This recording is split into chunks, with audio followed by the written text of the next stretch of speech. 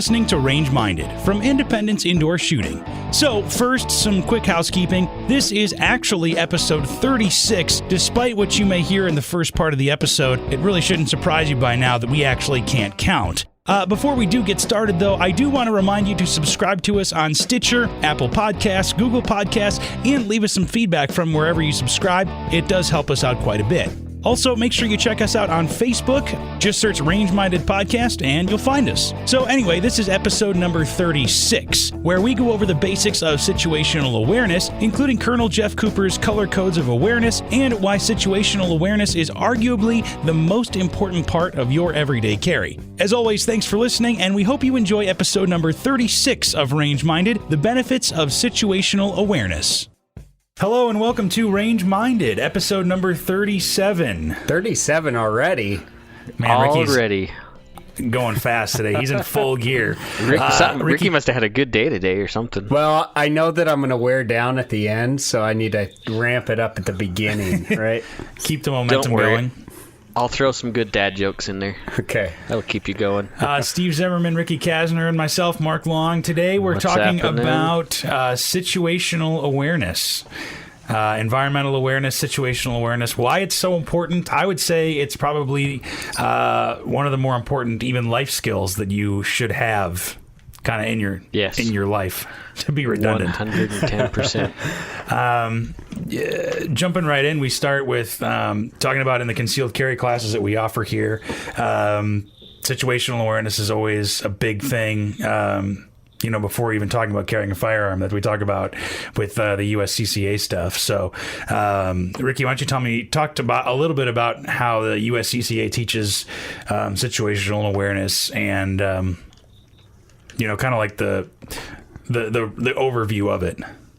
Well, Steve probably knows a little bit more as far as the history of this, but you have the color codes of awareness, which I think was Cooper? Colonel Jeff Cooper. Yeah, Colonel Jeff Cooper. That's right. So, in their situation, and we've talked about this a little bit on the podcast already, but the color codes of awareness would be the white. You're in white.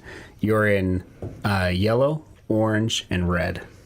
And then there's a black, but that wasn't part of the original color codes of awareness. And so we can talk about that. But the white is where you're just totally out of it, if that makes sense. That's like you're asleep. Completely oblivious. Mm-hmm. Or you're looking at your phone playing Angry Birds or something. Yeah. Let's go back with Colonel Jeff Cooper. He developed these kind of color codes to talk about the different stages of awareness. If you were just kind of lollygagging around or if you see something is weird or off. And then going all the way to condition red, which is the fight or flight kind of response. So, to start with, the condition white is, like I said, lollygagging, Ricky said, on your phone.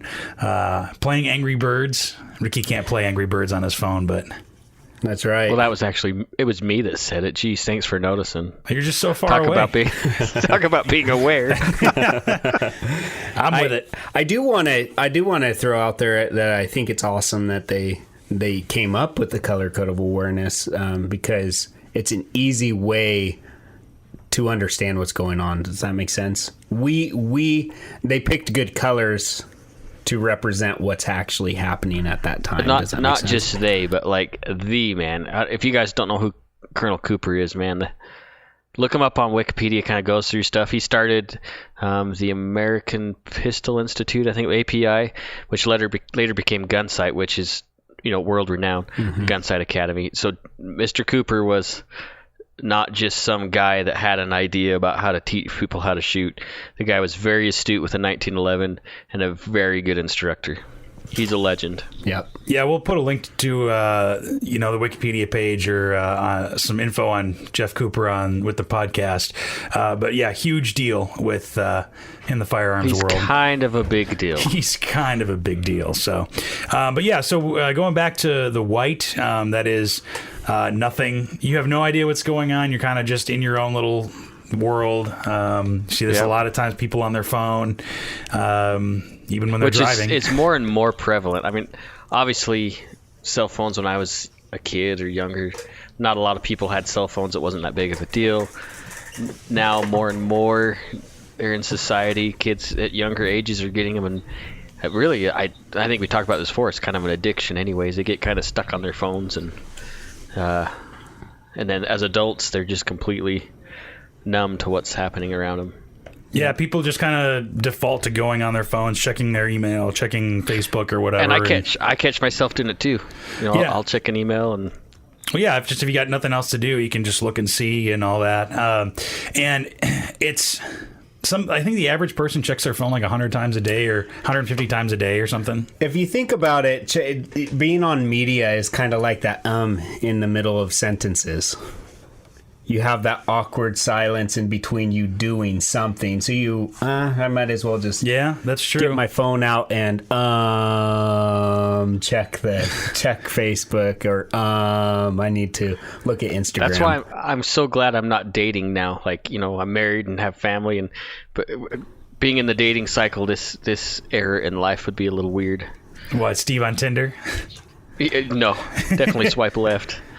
But yeah, it'd be, what I'm saying? Like, because you can't have a conversation. Yeah. Nobody knows how to conversate anymore. Well, at least very text. few. You just text. Get rid of the awkward silences. You just text. That's all. Yeah. I guess that works. You can gaze into each other's eyes still. That's fine. Just don't say anything. Just awkwardly gaze, yeah. But that's basically the premise of Condition White is you're not looking around, you're not paying attention to what's around you. You see people walking down the street, with their phone, right in front of their face, and they don't see what's going on. And that's basically the most out of the loop you could be. Mm-hmm. And that's what Condition White is. And you want to try to avoid that whenever you're out and about. Because you really should be in Condition Yellow, which is the next one. That's where you should live. And Condition White, you can be at home. If your home is secure and it should be your kind of, safe place. And you're in your fluffy bunny slippers. But the border between white and yellow should be paper thin. Yep. Really? Yep. You can transition extremely quickly. Which is tough because usually if you're in white, then you're probably, like Ricky was saying, you're probably asleep. Super relaxed. You're not quite there. So getting to yellow could be difficult if you're from a dead sleep. Yeah. So to illustrate that, you think of just think of a time when you were woken out of a deep sleep, and how long it took you to orient to the situation or to whatever woke you up. Yeah, you're not 100% with it. Yeah, you're distracted for a little bit, trying to figure out what's going on. It takes a long time to put all those puzzle pieces together. I'll give you a good example. When I was probably 6, I was young and a pain in the butt. No way. Refuse to believe it. I know. It's weird to think my kids are that way, right? When my dad came home from work, super tired, he laid down in the lazy boy, kicked back, and he snored like... My dad was a snorer. He's a snorer still. I was really annoyed. I think I was trying to watch cartoons or something, so I took one of those whistle, with a little tog in there, and you know what I'm saying? Oh, yeah. And here's my dad, dead asleep, and I got right up next to his ear because I didn't want to hear him snore anymore. I'll tell you, the transition from his white to his yellow was not fast enough for me to escape. He was definitely ready. Man. So he caught you? Oh, indeed. And what happened after that? His butt turned into the red. It's kind of a blur. Yeah. From there till about 12 was kind of a blur. You probably don't remember much. But it's the same type of thing. Think about that. If somebody breaks into your house, you're going to be in that same place. You're going to be out. You're going to hear something. It's going to take a second for your mind to really compute diagnose what the noise was, if it was a broken glass or somebody kicking your door, and it's going to take a second. Yeah, just like you said, when you wake up, you hear a noise or something like that, it takes you a second. And that's why when a couple episodes ago, we had one of our instructors, Bill, and he said that he keeps a gun not ready to go, but safe, because he wants that extra couple seconds if something happens to be able to kind of figure out if it's maybe just one of your kids coming home late, or a pet moving around, or if it's actually is a real bump in the night, Didn't he share the story of his friend shooting his son? Is that the story he shared? He came back for the wedding, or back home early from college or something. Yeah, came home to surprise him and ended up shooting his own son, which is a heartbreaking story. So, but yeah, you're not 100% with it, and you can't necessarily make judgments when you're in that kind of white stage. So especially when you're out and about in public, you want to be in condition yellow. And the courts don't care what condition you're in. They're not going to sympathize. Oh, you were in white. Well, that changes how the outcomes. No, they don't care. The judicial system won't care where you're at in your awareness level. Well, if I'd you're say irresponsible. about 95% of people in the world don't actually know what the condition colors are anyway. So That might be true. You're talking to a jury. They're not going to know what the hell you're talking about. Yeah. Stupid juries anyways. But condition yellow is a little more heightened awareness. You're actually paying attention. Your phone's in your pocket or away. But nothing is really. You're just taking everything in. There's nothing really standing out in condition yellow. You're assessing, right? You're scanning. You're assessing. I kind of equate it to when you're driving. Well, at least how you should be when you're driving. You're paying attention to other cars, the traffic, pedestrians, or like driving on the highway. There's a bunch of cars. You're going pretty fast. You should be paying attention. Maybe that truck's going to try to pass that other truck, so you need to give them some space or anything like that. Assessing different situations, different hypotheticals. It's the same thing when you're out walking around shopping or out at a restaurant or something like that with your family. You want to be looking around, making sure, if you need to make an exit quickly, where the exits are, if anything stands out to you, kind of make a note of it. And most of the time it's nothing, but better to be prepared. Yeah. Well, it's good practice anyways. Yeah. Right. If you're get into the habit of doing those things, finding exits, watching people, making specific mental notes about how a person acts or dressed or behavior, whatever it is, it's good practice, because that, just like dry fire practice with your handgun, you'll get better at it the more you do it. Yep. Yeah, and it's not even that hard. It's sometimes instinctual, like when something maybe isn't sitting right or something, it just catches your eye a little bit, you want to kind of follow that instinct a little bit. That, for example, actually yesterday we were out shopping for Christmas stuff and this, that, and the other, and went into a store, and there was a guy kind of sitting actually in a chair by the front of the store. And, you don't think anything of that, but he was kind of shifting around and moving and stuff like that. And it's kind of really weird. So, I didn't see anybody else noting it, but I kind of kept an eye. I didn't think he was going to do anything crazy or whatever, but it just seemed weird, and maybe he was upset or uncomfortable, or is sitting while his wife was shopping or something like that. But that's pretty rather what it really would boil down to, is he didn't want to be there shopping. Yeah. Well, and what you said, Mark, actually hits on a vein that I think is extremely important to touch on, and that's profiling. So is it wrong to profile? Is it wrong to judge others by the way they look? In my opinion, there is absolutely nothing wrong with that. Now, it's how are you judging? Are you judging of like, oh, how dirty, how filthy are they, Or is it, and I'll give you an example. I walked into the bathroom the other day in Walmart. That's a good place to go. Yeah. And in Walmart, of all places. And this guy walked in with, and granted, I don't know where he is in his life, but he had tattoos all over his head. He had a shaved head, tattoos up and down his head, down his neck, teardrops down his eyes. He's an experienced individual then. Yeah, he's experienced. Several teardrops, I should add.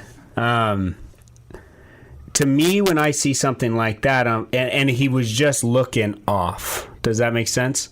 And there I am standing at the urinal. Yeah. With my hands occupied. And anyway. And so, and I'm not trying to get gross, but honestly, that's a place where you're a little defenseless. A guy could jump you. And so By the way, Are you in an airport bathroom by chance?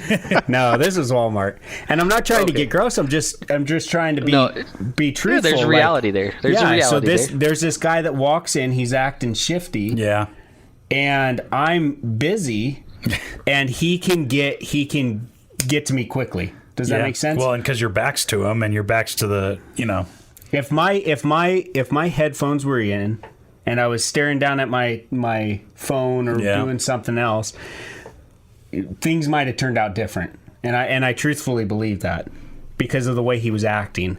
But I made eye contact with him, and he knew that I knew he was there.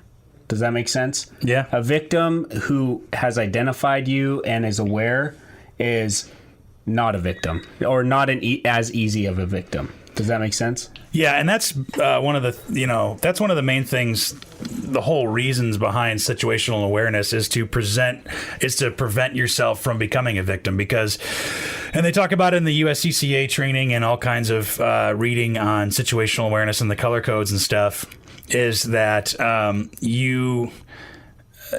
criminals look for people who aren't paying attention. They look for the easiest targets they can to get what they want or whatever. And so you need to make sure you aren't looking like you don't know where you are, or you have no idea what's going on around you. So then you don't become a victim. And so that's exactly like what you said, where you make eye contact, let other people know that they're there, and then you have time to react if something does happen. Yeah. We live in a world, and I want to just emphasize it. When I say profiling, I'm not looking at judging another person with, hatred. Does that make sense? But we're judging and we're profiling to protect ourselves. We're feeling we're following our gut. Does that make sense? We're letting our intuition take place and not saying, I can't be judgmental. He has teardrops down his face and he has all these tattoos, but you know what? He's just a guy. He can identify as a tattoo man if he wants to be. And it's just like we live in such a weird, stupid world that we're all going away from that. Well, I think it's important to note that you're not saying you're like racially profiling or profiling based on religion, or maybe clothing based on religion or anything like that. You're not saying that. I'm profiling on looks, behavior, how people carry themselves. Carry themselves. Yeah, there's the just an important distinction to make. Yeah. Yeah, demeanor and that kind of thing.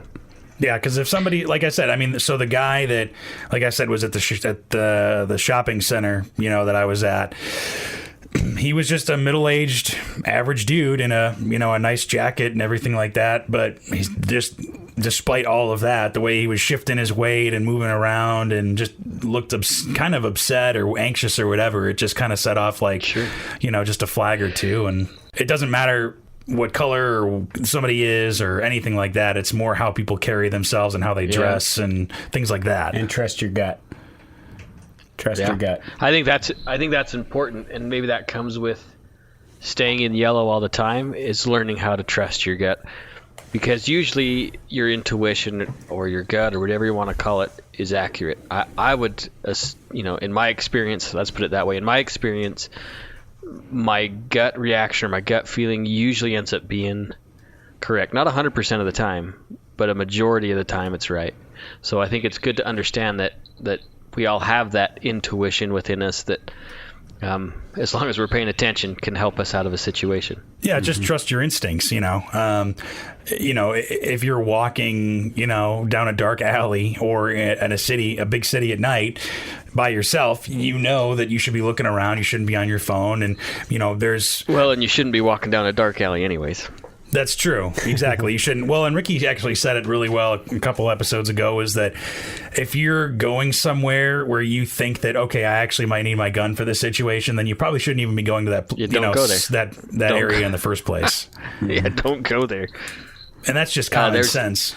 I used to, years ago, I met this gal. She was an older gal. She used to say dark deeds need dark places. So, stay out of an alley. If it's dark and scary, that's probably the reason why it's dark and scary. Yeah, and maybe if you have to walk a little bit longer to go somewhere or through a park or somewhere, you know what I mean? And most of America is obese anyway, so it doesn't hurt any of us to walk a little bit farther. Well, and it's and does your situational awareness change depending on the environment you're in? So if I'm walking in it probably shouldn't, but I'm sure it does. Well, let me put it this way: if I'm to work today, I walked to work, and earlier today it was bright. And then when I was walking here, it was dark.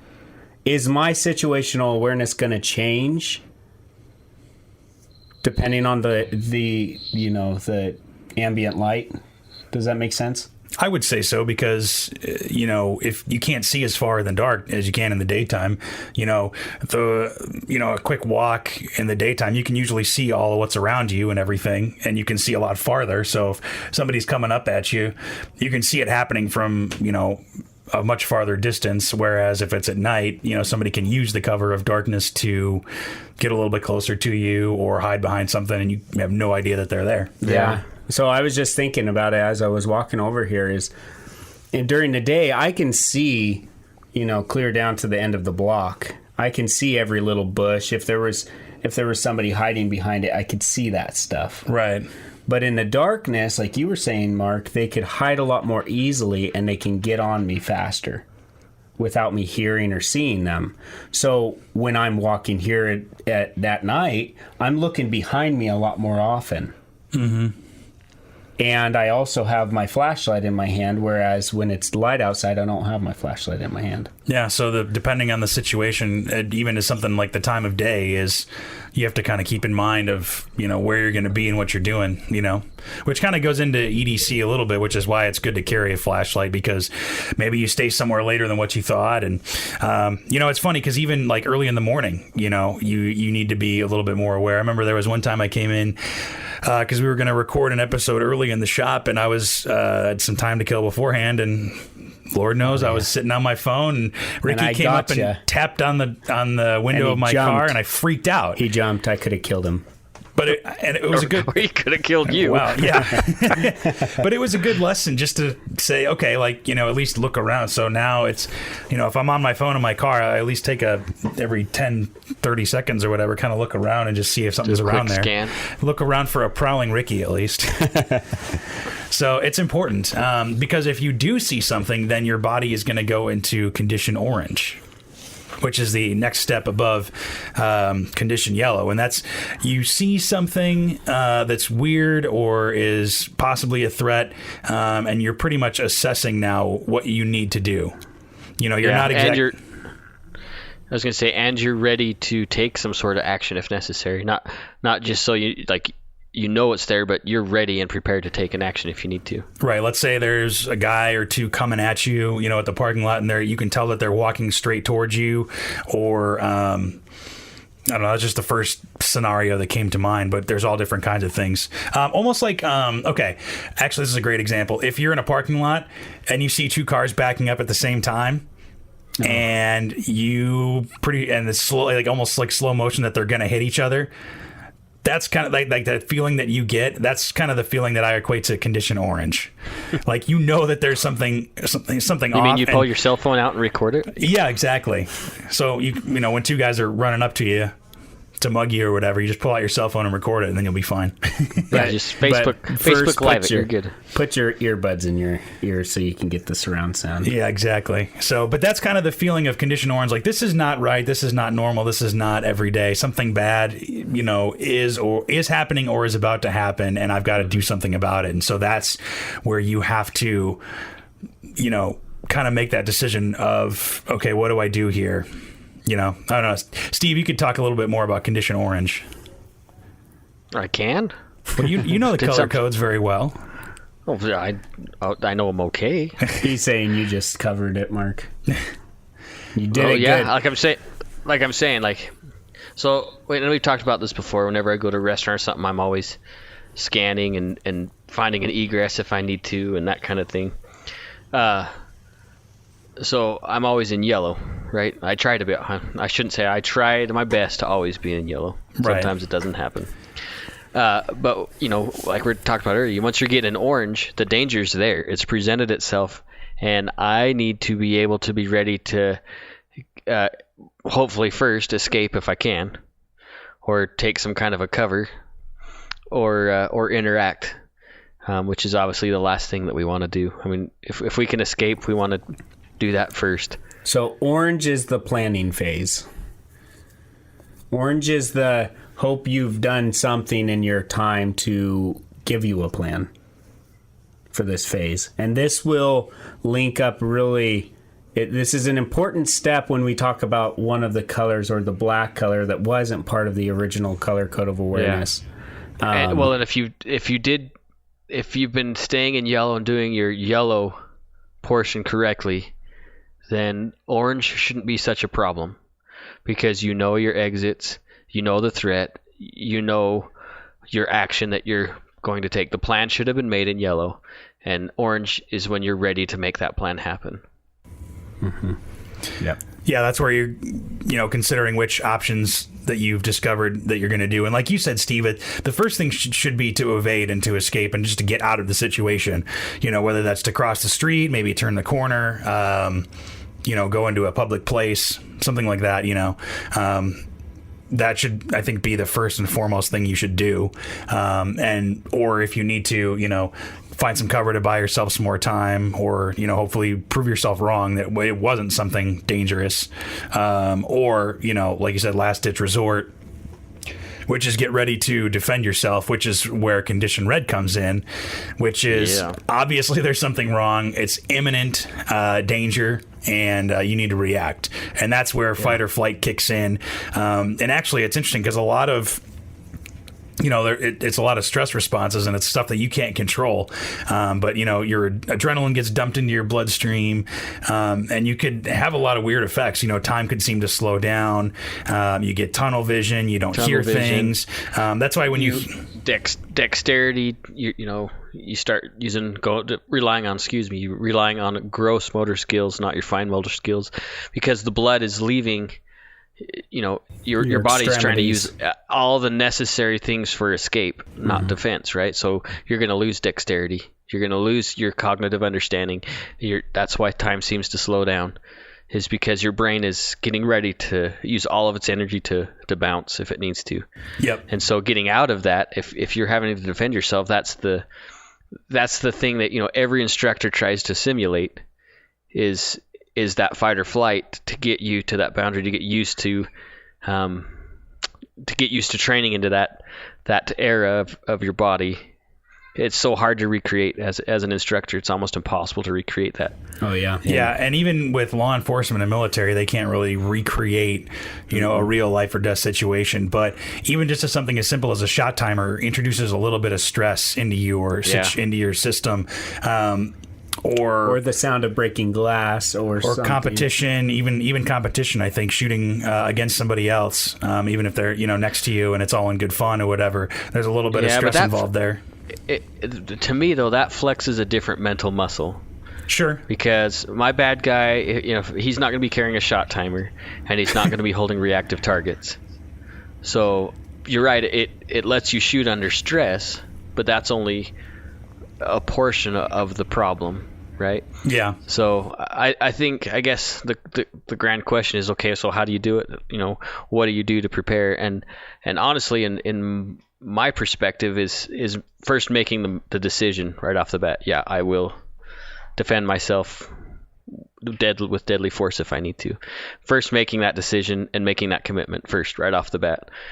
And some people think they've made that decision. I don't know how many of those people actually think about the severity of having to take a life if they need to. It's a pretty big deal. Once I think you can commit to that and say, yes, I'll protect my family or others with deadly force, then you can start working on some other things. And as many tools you can put in your toolbox. We talked to Adam about using, edged weapon training. I think that's a great resource, because then you're sparring with other people. It's hard to spar with a gun with other people because, that never turns out well. So it gives you a chance to do other things like jujitsu, hand-to-hand stuff, gives you a chance to get in, because that if you've ever rolled around with somebody on the mat that's better than you, you kind of get that point where you have a little bit of anxiety and you feel a little bit of that fight or flight, because then you start to panic. Yeah, because you have to figure out what to do in that situation. Yeah, and it sucks, because then you get rolled up into a ball and they think it's funny, and you're freaking out. You have to eat humble pie, because you can't punch them because they'll just kick your ass again. Right. Yeah, and there are ways to be inoculated a little bit from that stress. Like you said, sparring and practicing. They do training with like simunition. There are some places that do that. And I guess paintball. I used to paintball a little bit when I was younger, and that gives you the kind of same feeling as simunitions. Not near as cool as simunitions, yeah. But it still hurts. And you're still running when they're shooting at you. The problem with those, they are awesome training, but it's very, so very easy. Well, and they're expensive, but it's very easy to switch into gamer mode. Does that make sense? That you're running and you're gaming it. It's turning into a game versus I'm trying to get out of here. So what we see a lot, or what we saw a lot when we did the force on force training, is people would run at each other they just want to shoot at each other. It's like a game at that point. So instead of the reality of, holy cow, I could lose my life if I don't get out of here, and you're just trying to stop the threat. That's all you're trying to do, is not kill somebody necessarily. You will if that's what stopping the threat means, but all you need to do is stop that threat and get out of there. So without quality training in force on force, you can easily just switch into gamer mode, and it's not doing you much justice other than the projectile is hurting you. Does that make sense? And it costs a lot more money. It costs a lot more money. Yeah, 33 cents a round. That's pretty expensive. So actually, I think it's 66 cents a round. That's quite a bit. That. Yeah. But it's better than nothing, I guess. But yeah, I think one of the things you need to consider is that evasion and getting out of the situation should be the first and foremost thing, and that's why we're talking about situational awareness, because really you should be using your situational awareness and having awareness of your surroundings to not even get yourself into those situations, because sometimes you can't avoid it. Sometimes just something happens, or you're in the wrong place at the wrong time, despite your best luck and the best of your abilities or anything like that. But right. A perfect example is actually a video I was watching right before I came here, is with active self-protection, which I want to give a shout out to them right now. That's where I watch a lot of their videos. That's John Correa with Active Self-Protection YouTube videos, but what he goes over is old surveillance video of issues, of situations, deadly force encounters, things like that. And there was one that I was just watching where this guy, the robber, it's 3 different videos of the same guy as what John thought it was, the same perp, and he just walks in, the clerks are behind the counter, and he just shoots them. There was no provocation, there was nothing, there was no identifiable behavior to the guy. He just walked up and shot him and killed him. No tail or nothing. No, and then he just went back behind the counter. He grabbed the money out of the cash drawer, and then kind of just took his time over these dead bodies and grabbed some cigarettes while he was at it, because that's what a life is worth. Yikes. And it's amazing to me to see that kind of evil, that it actually exists. So, I don't know, it's crazy. So anyway, like you were saying, Mark, sometimes there is absolutely nothing. Those clerks, they may have been in the yellow, but it would have done nothing for them. You can't switch it from yellow to red. You can switch from yellow to red pretty quickly if you're with it and you're ready. Yeah. You're ready with the tools and the training.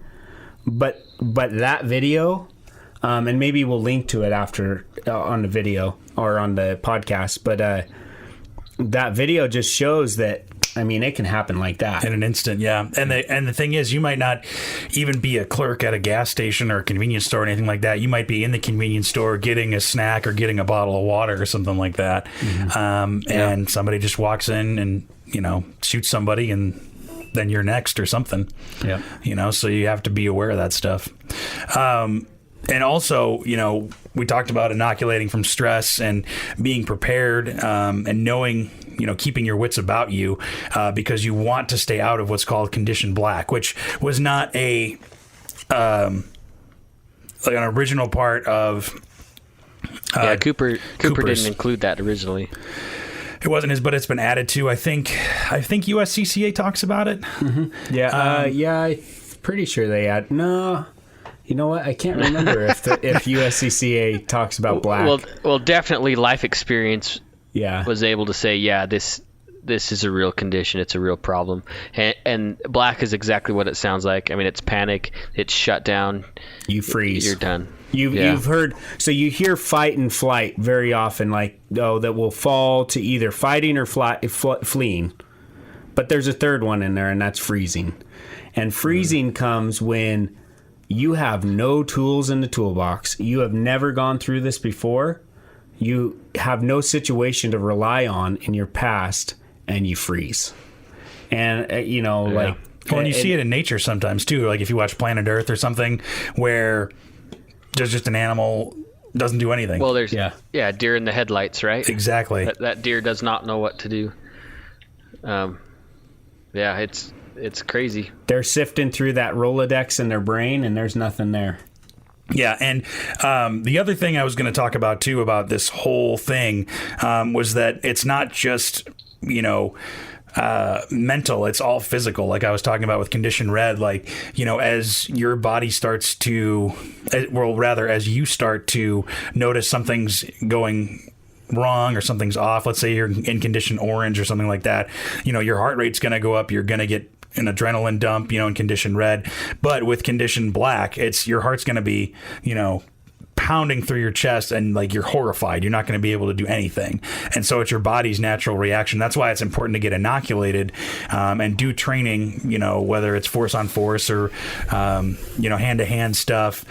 I think of it as like that person that just says, like, you're in a conversation and there's a person that just says the most outrageous thing you've ever heard in your entire life, and you're just dumbfounded that could actually come out of somebody's mouth. Yeah. That you have absolutely nothing to say, and you're just standing there staring at them. Yeah, you're like Steve said, deer in the headlights. Deer in the headlights. Yep. And that's what people have talked about with condition black is this can't be happening. Like your brain can't put two and two together that like what you're seeing is what's actually happening. And that's, what you want to avoid. Yeah, and I think that comes from a lack of training. Yep. Yeah, like you're saying, you said no tools in the toolbox. If your greatest tool, your greatest weapon is your brain. And if you haven't given it the opportunity to learn, whether it's egress or defense or whatever, then you're going to suffer from it. Mm-hmm. Yeah, and there's, simple ways that you can, deal with that, train, like you said, training. Being able to get a gun out of a holster and use muscle memory, your brain's going to rely on that muscle memory to do it. And if you don't necessarily know how to get your gun out of your holster, if you don't know, how to point shoot or anything like that, you're not going to be able to use those tools when they really matter the most.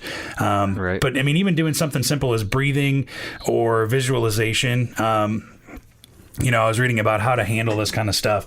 Even if you just practice breathing, if you're in a high stress situation normally, or if you're all upset at work or something like that, if you've noticed that, you just kind of or breathe in, not Lamaze breathing, Ricky, but thank you. It's from when Ricky had a child. He was breathing. But if you just practice breathing, that can help slow your heart rate down a little bit. Or like almost like visualizing, if you're in a competition, if you've ever done competitions or something like that, okay, I'm going to knock, hit these pins first, then hit this plate. You kind of walk yourself through in your head. Studies have shown that if you visualize a high stress situation and what you would do in that situation, that actually does benefit you. It definitely helps. It's like mental training for that matter. I don't know why this made me think of this. I was watching, there's a new series on Netflix called Medal of Honor. Okay. And if you haven't watched it, it's amazing. Obviously, it talks about Medal of Honor recipients. Mm-hmm. And the first episode was a guy named Sylvester Antolak. I've got it pulled up here. Antolak. Anyway, they were in Italy during, they were fighting the Nazis in Italy. And they were pinned down. There's, nests all over the place, machine gun nests. And this guy, he's like, you know what? I got to get my guys. Oh, it's noisy over here. I got to get my guys to the next place. So he flanked the machine gun nest, and all he had was a Thompson. Didn't have anything else other than his Thompson. And he's going against an MG42 30 caliber machine gun that spits him out like crazy, right? And the Germans didn't know what to do. But here's this guy, and he gets shot 3 times rushing this nest. Every time he gets back up, one of the bullets shattered his right arm. He was right-handed, so he had to pick up the Thompson with his left hand. That he was already shot in that arm too, and so he's just spraying bullets. And there's a guy that was not in black at all. Definitely, he was in condition red. Yeah, he did see red. It was pretty amazing. He ended up dying. Not far after storming that machine gun nest. He died again by some other Germans just a few minutes later, but the guy was shot several times. Nonetheless, he knew the problem. He resorted to his training. He could have given up the first shot he took and stayed in black and cried himself to sleep. But no, he saw the threat, he focused on it, and he did what he needed to do and relied on the tools that he had. And that's important for concealed carry holders. We need to rely on our tools, whether it be our brain. Like I say, I think that's our best weapon, is using our brain. And then any other, they're all just secondary tools, whether it be a knife, a baton, a handgun, whatever. Those are just tools that our real weapon can use to overcome a situation. And we need to get the training in those things and then rely on that training and our intuition. Yeah, and that brings up another point too, is that even after you're in a situation where the threat is stopped, one bullet might more than likely might not be enough to stop the threat. You hear about people getting shot 15, 16 times, but to the uninitiated that sounds horrible, but if somebody's on drugs, somebody's mentally disturbed, doesn't feel pain, or just full of adrenaline coming at you at 100 miles an hour. I was going to say, sometimes I've never been shot, so I can't talk about self-experience, but speaking to, I've got some friends that are retired military and police. Speaking to those guys, they've had to shoot people more than one time because that adrenaline's pumping. Like, say, there could be drugs, whatever's going on. Sometimes you just don't feel it. Yeah. Right? You don't feel like you got shot. And you just keep going. You got to remember, that bad guy is going to have the same. He's going through all the color codes too. He's got an adrenaline dump. He's in condition red. Yeah, he's ready to, to do what he needs to do to relieve you of whatever he wants from you. Yeah. So you got to just decide whose color codes are stronger, and who's more determined. Yeah, and that's. Like I was going to say too, after the threat is stopped, you need to look around and see, you need to train yourself to make sure there's nothing else around there. Yeah. And to be able to kind of come down off of that condition red to make sure that there are no other threats out there and that you can kind of reassess your situation. And it's hard to unwind too. I see people when they're training to do those after action drills, they're looking super fast. Yeah. Boom, boom, boom. And it's robotic. It's robotic. Yeah, and that's all. It almost turns into like some stupid dance or a game. Yeah. After every shoot, they'll just turn their head. You're not seeing anything. Yeah, and that's they're why looking, not seeing. When you are assessing, you're looking for things. You're looking for something to identify at that point. So if it's a button on your buddy's shirt that's standing behind you, you look at that button, you try to see the threads going through the holes, or you look at, what color is that that rock down the way, or whatever. Whatever it is, you're identifying something. I took just a few years ago, I took a low light class, and I love low light stuff. We went through our shoots, and he was going through after action drills with flashlights, how to, properly sweep behind you with a flashlight. So we went through it, and he's like, okay, how many of you guys saw the knife that I was holding? Not one student saw it. Really? Yeah. Nobody saw it. And he was 10 feet behind us. Wow.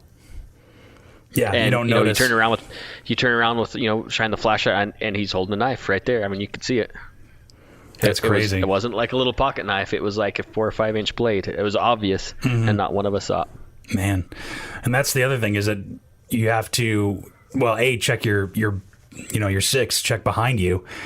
That's part of situational awareness too. But yeah, noticing details I think is the important part. And not only that, afterwards. It takes you out of that. But by looking for details, you're telling your brain, "Hey, come back down." Switch Get out out of that tunnel vision. Switch it out tunnel vision. Yeah. Well, that's why I like taking other details. That's why breathing is important. If you kind of focus on breathing and just breathing in and breathing out, it'll slow down your heart rate automatically, and B, I think it'll calm your brain down a little bit, saying, okay, like we need to look around a little bit more, Yeah, and that's why when I teach people how to get, doing holster work, beginners with holster work, before that gun goes back into that holster, I teach them, hey, breathe, slow down, take a breath before that gun goes in the holster. Think about where your finger is. Think about everything. There's no shirt. There's no obstacles inside that holster. The same thing.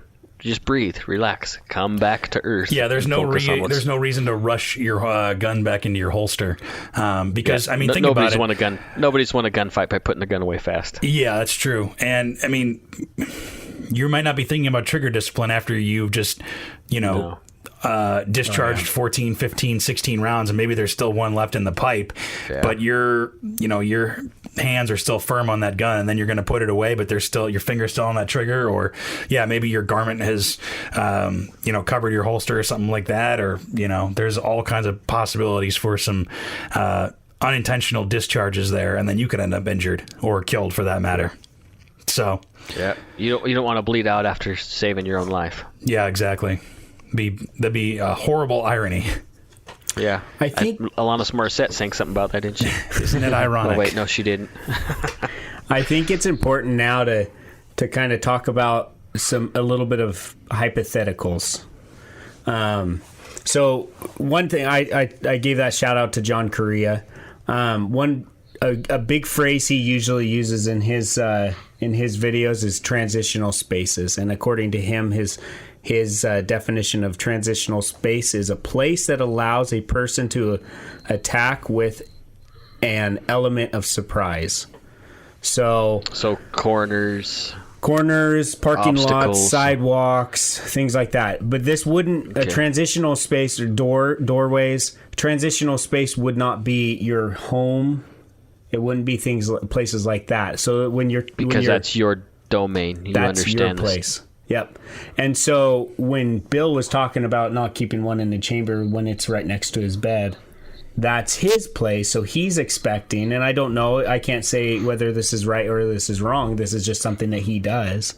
But he believes that there will be something else telling him that something's happening, or something in the situation that something's happening, giving him enough time to react. But in a transitional space, things can happen extremely fast. And you can see it all throughout the videos on active self-protection. But anyway, so let's talk about that. How do you approach a corner? I try to hug the wall as close as possible, and move around a corner really fast. No, I don't. You sweep around with your finger gun? Yeah, I start to pie. I'll pie slice it all the way through every corner. Whether I'm at the mall, it doesn't matter. So you're a Paul Blart mall cop. A Paul Blart mall cop. Have you seen that? I haven't seen Mall Cop. No, sorry. It's a good one. Sorry. I only watch educational programs. Yeah, only highfalutin like stuff. Waterboy or Dumb and Dumber. Yeah, he's got a higher brow of comedy than you, Ricky. That's right. So yes, I'm a little high society. So as far as corners, I mean, I don't know if I've talked about this, but something that's really important is you need to give yourself more time to react. So you think about corners, that guy might see you. Hey, maybe he sees your shadow coming, and he knows when you're going to come, and you don't see anything with him. So do you walk a larger radius around the corner? Or do you walk right up against the wall? That guy can spring out right on you and be on top of you with a knife, and you would not even know what's happening. And you're pinned. What are you going to do? You have no egress. Mm-hmm. You're stuck. Yeah. But if you walk a larger radius around the corner, then you're giving yourself time to see that. Yeah. And you can come to the orange, you can come to the red. Well, another thing you can do too, like Ricky said, is make eye contact with people. Mm-hmm. Don't stare at the ground when you walk. Don't kind of stare through people. Like if you make eye contact with people, that lets them know that you're there. That they're there. And that can diffuse a lot of situations because criminals don't want to come up to somebody that they know is already right. That already knows they're there. They usually come from behind or from like an alley or from the corner or wherever. And I'm kind of the guy anyways. You should be looking at people in the eye anyways. Yeah. Our society doesn't, just the way our society is, a lot of people won't look at each other in the eye. Yeah. They look down. I've noticed that. It drives me crazy. I don't know why that bugs me so much, but like I'll walk through, even people like in like Walmart, like sales associates and stuff, like they won't engage, they won't interact. Yeah. They're too scared to look at you, which I don't understand. Well, and it's even worse when you look at them and you smile. They look away really fast. Oh, awkward. He smiled at me. Well, I think part of it's an instinctual thing. Like I know a lot of animals don't. If you look at somebody else in the eye, it's an act of aggression. But sure. I don't know, maybe there's some instinct there or something like that, but it's a good way to let people know that you're there. It doesn't have to be like staring at somebody. It's just can you raise your eyebrows? A longing, yeah, exactly. A longing stare. Yeah. With hearts in your eyes. It's just kind of one of those acknowledgement kind of things, So do you do the head nod then? You look at him like, hey, what's up? Sometimes people do that. And have you noticed that some people will do the head nod down and some will do the head nod up? I wonder if there's like a head nod to the side. I wonder if there's some kind of psychology to that, right? Like by nodding down, if it's like a sign of weakness or whatever. Actually, nodding up. I remember reading about this a while ago that a head nod down is more to somebody you don't know. It's kind of more of a respect thing, or like you're kind of blocking your jugular because that's where you're It's more guarded. Yeah, it's more guarded, but it's just a hey, you're there, I'm there kind of thing. But to somebody familiar, it's more of a head up, and it's almost like you're exposing your jugular because you're familiar around them. So. What if it's your worst enemy, though? Then I probably wouldn't nod at him at all. You just walk around with your hand on your jugular? Yeah. They're going to get me. But that's just those are the not things weird at all. Those are the things to think about. If you're in a sketchy spot or you're coming up, like, so for me, like walking downtown, and this is any downtown, I always kind of take a second before not even a full second, but just to pause a beat almost at alleys. When you're going down the sidewalk and there's an alley or something, just in case there's a car coming or something like that, because parking garages sometimes, that's the other thing. It couldn't necessarily, a threat may not be somebody coming up to do you harm. You could be walking and somebody could zoom through to get into or out of a parking garage and you get hit by a car. Yeah. And if you're not paying attention, you're on your phone, you can get hit by a damn car. Mm-hmm. But if you are paying attention, and you're aware that, okay, this car might turn in here and they don't see me, especially if it's dark, or there's a car zooming out of a parking garage or something like that, you may save yourself gravely, injuring yourself. So, yeah.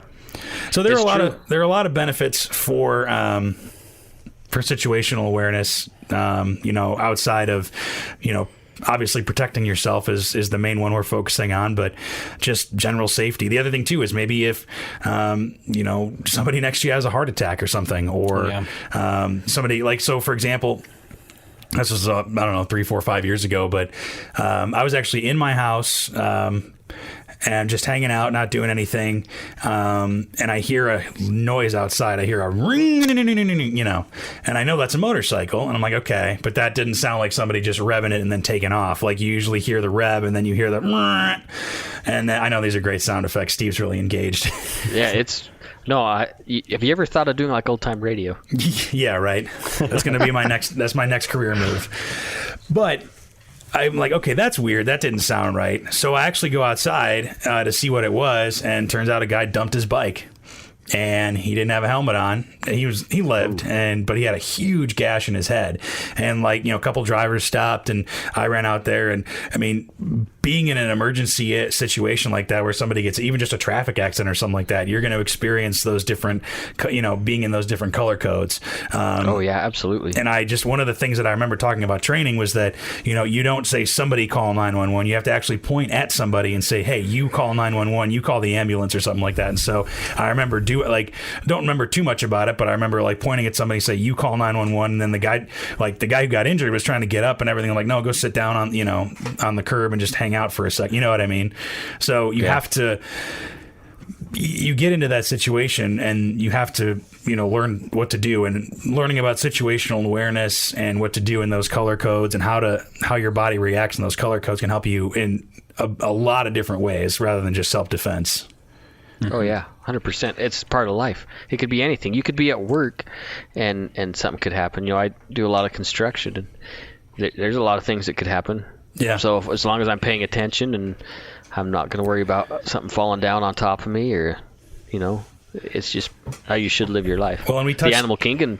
That's the way the animal kingdom lives. Yeah, exactly. They don't all live in white. Well, and we touched on it, or we've talked about it with RSO training, is that if you're an RSO, you have to watch people's hands, you have to see what they're doing, and if, God forbid, something does happen, you have to know what the procedures are to react. You can't just sit there and freeze and not do anything, because somebody could die. Right. So it's important. That's right. Yeah. So let me pose this question to you guys. How do you walk to your car? Depends on the situation. Good. With my feet. So I think that's a big thing is a lot of people, if you get stuck in a habit and you're doing the same thing every time, a lot of people can use that against you. So you think about yourself, and this is more for the listeners out there. You think of yourself, do you park in the same spot every time, or roughly the same spot? Do you leave at the same time every night? You might want to start thinking about switching things up. Because people could notice your routine. Mm-hmm. That makes sense. Absolutely. And then when you're walking out, if you're out of that routine, or it's never routine, maybe your situational awareness will be a little bit better. So you may be like, oh yeah, where did I park again? Oh yeah, I parked over there today. Yeah, because things aren't so automatic, and then I've done this. That's why most traffic accidents happen within like 2 miles of your home, because you're so familiar with the area. You have gone complacent. Yeah, you've driven that way a million times, in all different situations, and nothing's ever happened. And unfortunately, that's true, because I've been in a car accident 2 blocks from my parents' house. So it's anecdotally, at least, it's a true thing. You're about to go home too, so you need to be careful. I know. Yeah. Well, I'm not usually in the Chicago suburbs, so my situational awareness will be a little bit higher. So I'll actually be in the city of Chicago too, which I'm excited about. But you're not allowed to carry anymore, are you? Not in Illinois. What is it? A FOIP card or FOID? Yeah. You need a FOID card. Firearm owner's identification. And you don't have it Can anymore. Can you carry a knife? You can, but I don't know what the laws are, and I'm sure the laws are different. It has to be shorter than 2 inches. Yeah, and it can't be sharp. And in the city of Chicago is probably a different thing too. Hey, at least that's not as bad as London, where you can't even carry a butter knife. Yeah, that's true. Well, you can't even defend yourself in London. You got to count your blessings. So, but we live in a good place. That's I think where we can close with situational awareness. There's a lot of great resources on stress inoculation, situational awareness, how to just kind of keep your wits about you. I think that's the best way to put it. So we'll put all those with the links, as we usually do with every podcast. Maybe we'll put something up on the Range Minded Facebook page, Range Minded Podcast. Go give us a like. Join the growing army of Range Minded Podcast listeners. Hey, it's happening. The army. It's happening. I was just telling Mark that there's a couple people that surprised me with saying, hey, I listened to your podcast, and it's just friends of mine that just decided to listen on their own. So it's pretty cool. Yeah, and the first thing Ricky said to him was, why? Why would you listen to that? But yeah, you can get us at facebook.com/rangeminded podcast. Email us podcast@iishooting.com. And make sure you like all the memes that I post on there. Yeah, if you see a gun meme come across your timeline, that's more than likely Steve. He's the king of memes and dad jokes. So, but yeah, leave us some feedback if you want to hear something, an episode, or have some... Hear something. If you want to hear something good. Hear us say anything, yeah. If you have an episode suggestion or anything you want us to talk about, let us know there. And thanks for listening. Hey, and just remember, 5 out of 4 people admit that they're bad with fractions. And there's your dad joke.